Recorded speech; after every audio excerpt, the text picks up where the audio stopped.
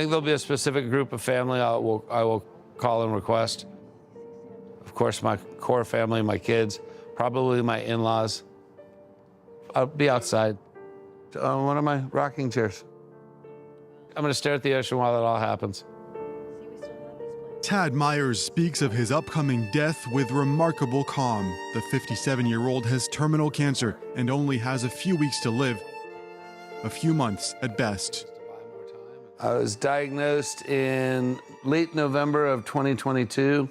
So what we're looking at here is a 6-centimeter glioblastoma brain cancer, stage 4.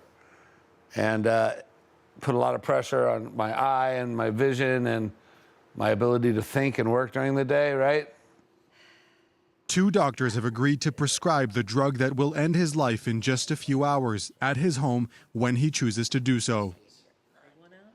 I'm kind of more the guy that is going to fight till the end, but understanding that this disease is going to take my ability to make decisions away from me, it made a lot of sense to bring in death with dignity. And if I'm degrading quickly and becoming a danger to myself and others, you know, that's where we're going to start bringing everybody in and go, is this the right time? And if, depending on the amount of pain I'm in. For the past 3 years, he has suffered from extreme migraines, which will only get worse as the cancer spreads.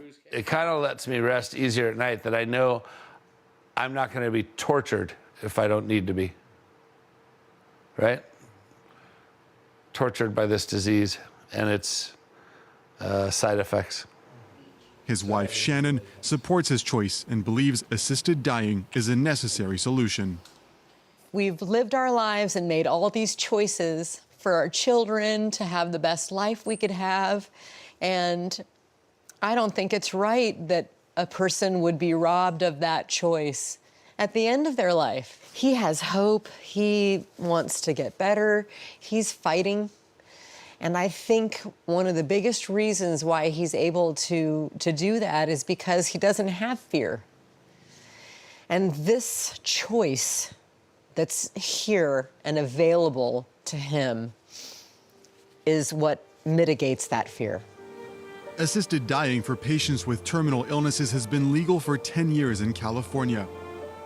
The law was passed after one case got widespread attention, Brittany Maynard, who also had brain cancer. All these photographs were from the first year of our relationship with one another.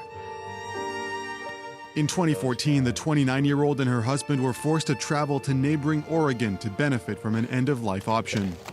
Brittany decided that she needed to speak up, that she needed to help people that she would never meet, but individuals that might find themselves in her predicament, and they might not have the ability and the resources to move to another state. So when she died, there were 4 states, we're now up to 12.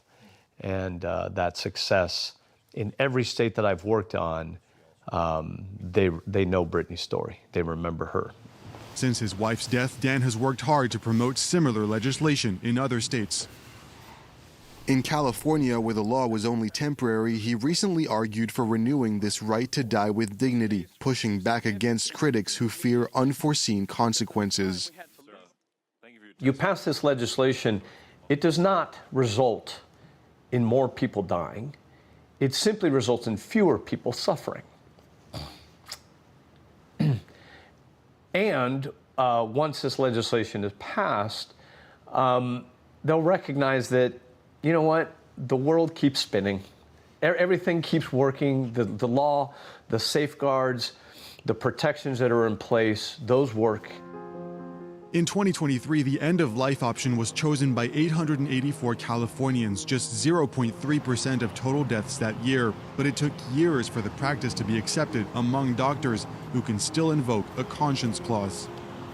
Dr. Ryan Spielvogel was one of the first ones to prescribe the drug. Over time, he's become a fierce advocate of the law. A lot of physicians feel a little uncomfortable with this idea of prescribing a medication to someone to help them die until they have a patient or a loved one who's gone through it. I have seen many, many people go from the I'm not supportive or I don't know how I feel about that to the, oh my gosh, this is a great option that should be available to people. I've never seen someone go in the opposite direction. But according to a poll published last year, only a quarter of Californians are aware of the end-of-life option, and that has an impact on healthcare inequality. If we wait for our patients to bring it up, we're self-selecting who's going to bring it up and therefore who's going to get it.